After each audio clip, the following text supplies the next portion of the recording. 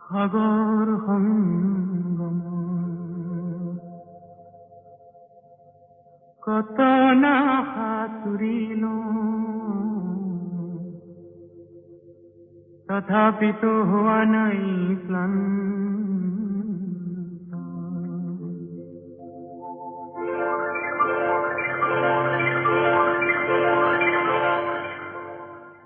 সাগৰ সংগম